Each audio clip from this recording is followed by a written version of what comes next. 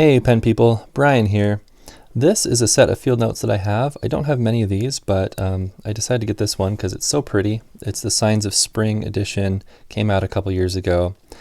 And I've been using this one, haven't used these yet. I've been using this one for quite a while, carrying it around with me. And when I do that, I put it in this leather slipcover that I have so that it stays nice and pristine. But that didn't save the staples. This staple has torn out. And that's kind of one of the liabilities of using a staple-bound notebook. And staple binding is fine for most purposes, but it's not quite as durable as cloth-bound, stitch-bound, all that kind of stuff. So today what I want to do is try rebinding this field notes notebook and see what happens. I've been getting into bookbinding, as you might know if you've been watching my videos. It's been fun. I am by no means an expert, so don't yell at me in the comments if I do something wrong or weird.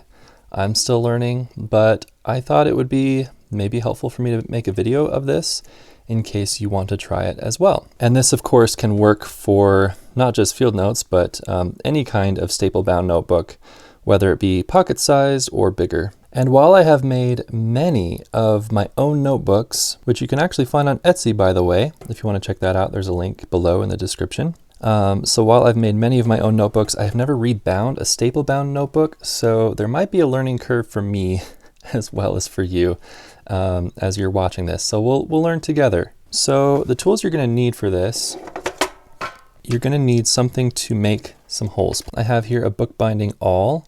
It doesn't have to be that exactly. You can use a thick needle as long as you have a way to push it through the paper. You'll also want some thread to bind it with. And today what I'm going to be using is this black thread here. It came with a bookbinder's kit.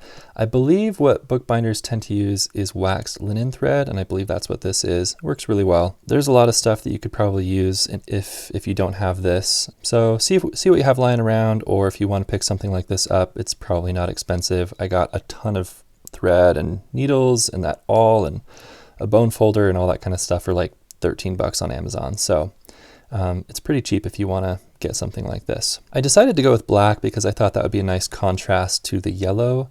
When you're doing something like this, you can either pick something that you think is going to blend in, or you can pick something that's going to stand out and provide some nice contrast, which I think this will. So one of my reservations about making this video is having to show my innermost thoughts to you, but I looked at these 2 pages here, and they are pretty benign, I think. Nothing too sensitive. So if you want to pause the video and read my awful handwriting, have at it. I don't really care. Anyway, the first thing we'll need to do is pull out these staples.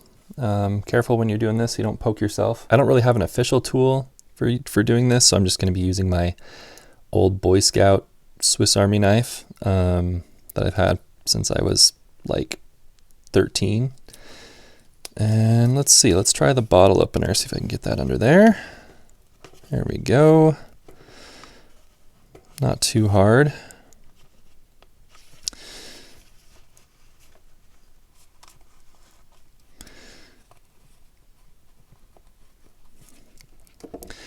Okay, then let's just flip this over.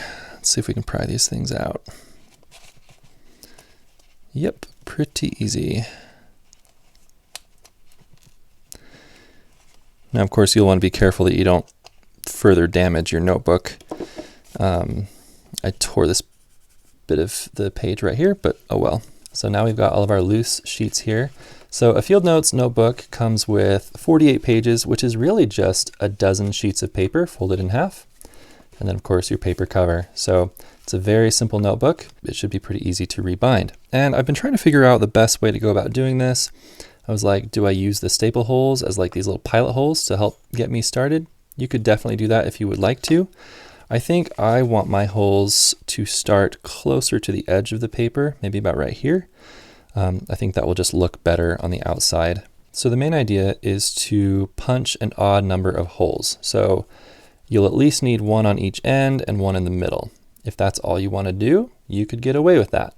But you'll have all of this length of thread in between that you could get snagged on something. It might not look the best. So for something of this size, a minimum of 5 holes would be good. So one on each end, one in the middle, and then 2 in between. It's the same process either way. It's really up to you. So let's punch some holes. First thing you want to do is make sure you've got all of your pages nice and even. And then you'll want to clip them together so they don't move around as you're punching the holes. So I've got these little binder clips here. I put a little cardboard in there just to make sure they don't mark up the pages. That's optional. So there's that one. And here's this one. Okay, so that should keep everything lined up and secure. Okay, I had to redo mine because things weren't lining up quite the way I wanted. So make sure you double check and make sure everything looks good. Make sure everything's sitting pretty well there in the spine. Make sure that your pages are lined up this way. Nothing's dangling off the edge. And also make sure that, you know, if the pages are closing, like nothing's bunching up, there's no extra stuff there. If there is, you can just open up your clip a little bit, release that. Sorry for the focus issue there. Okay, so everything should be good to go. So what you'll want to do, you can do this on a flat hard surface. Like I've got my cutting board here. I'm not afraid of getting marks on it with my awl, but it's just not very effective to be punching onto a hard surface because your awl can't go all the way through and get a nice clean hole.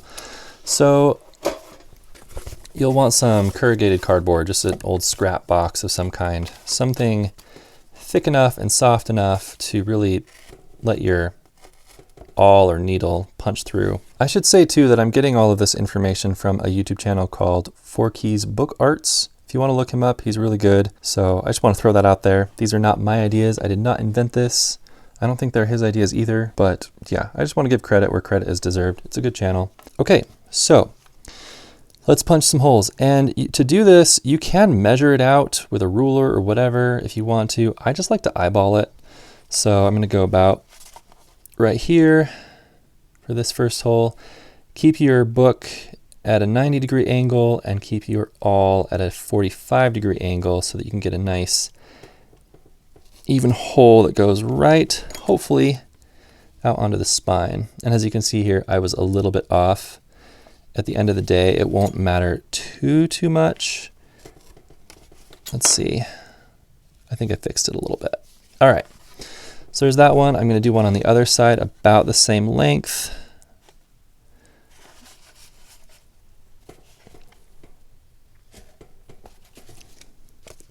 Okay, that one was a little better, I think. Okay, so now the next step, let's just go ahead and do one right smack dab in the middle. This will be interesting because this is where the tear is, so I don't know how that's going to go exactly, but I think it should work fine. Yeah, I don't think it'll complicate things at all. Okay, so now let's go in between.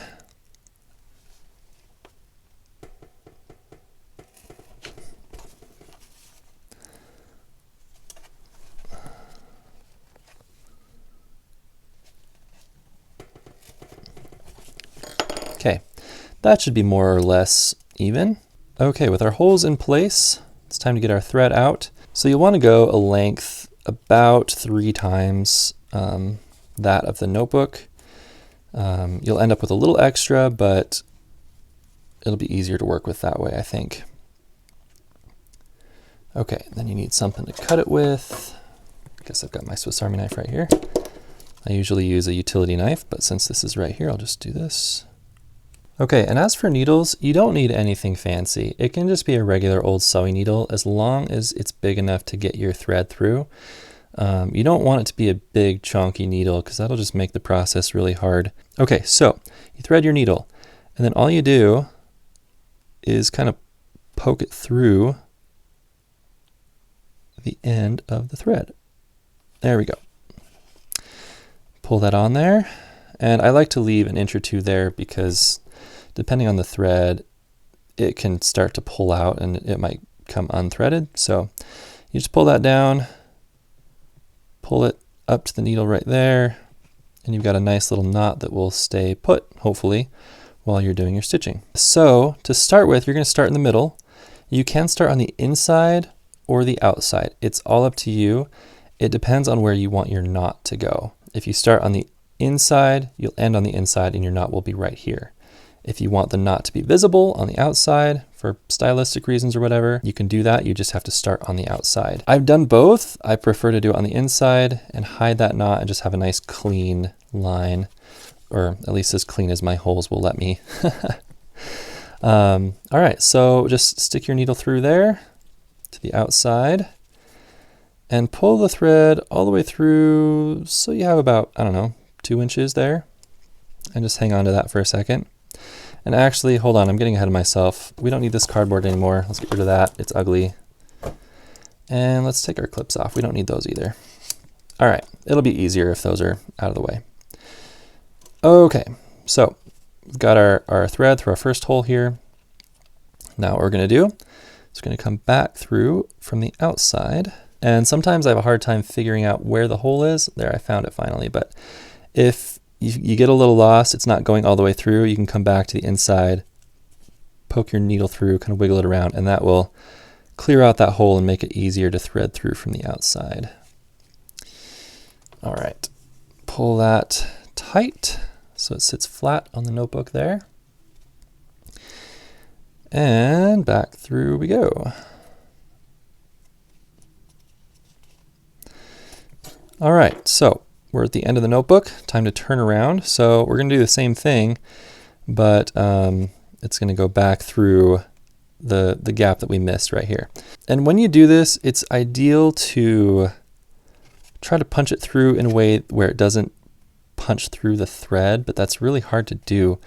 So I've experimented both ways, and I don't think it matters a whole lot if you accidentally punch through the thread, as long as everything is tight. If everything's loose and you have to tighten it later, and you've accidentally punched through the thread, then it's kind of impossible. But as long as everything's fairly tight, it should be fine. So I'm not really gonna worry about it too much. I'm just gonna send my needle through there. Like that. And there we go. It's looking pretty good so far, I think. All right, and this is the tricky part. Well, it's not that tricky. You just have to remember, I have forgotten so many times, you don't go through this hole. This is where you end. So what you want to do is skip the middle hole and go to the next one.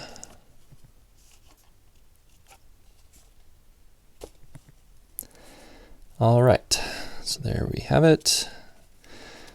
Back to the outside here. And in we go here. Oop, that one's gonna be a little hard. So let me pierce that hole a little bit more. There we go. Oops, still being a little difficult. There we go, got it.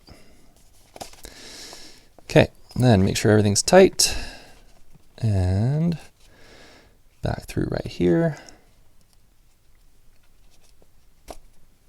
Okay, now one last hole to go. So we're gonna go back through the middle.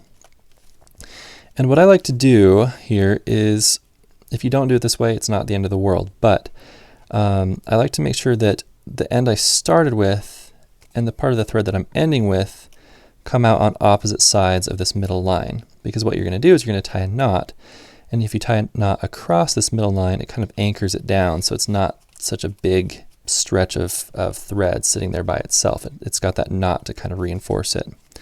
So what I'm going to do is just kind of pull that middle line out of the way slightly so that I can get the ending thread on the other side of it.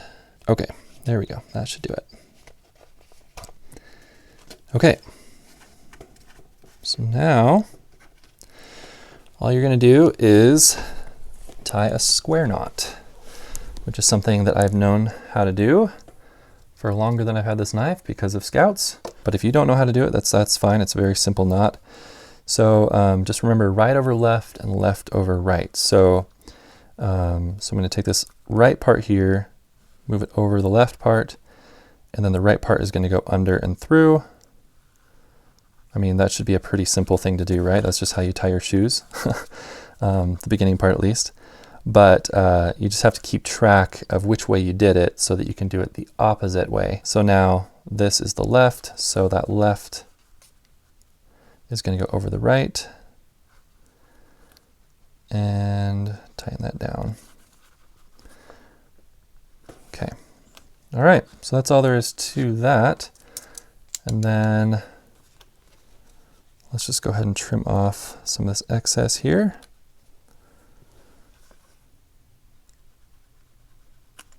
Okay,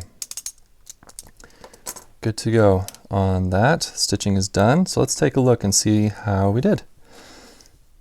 That's not too bad.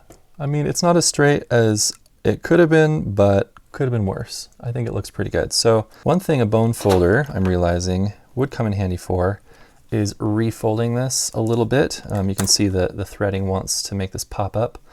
And that is one of the downsides of stitch bound, especially when you're doing it by yourself.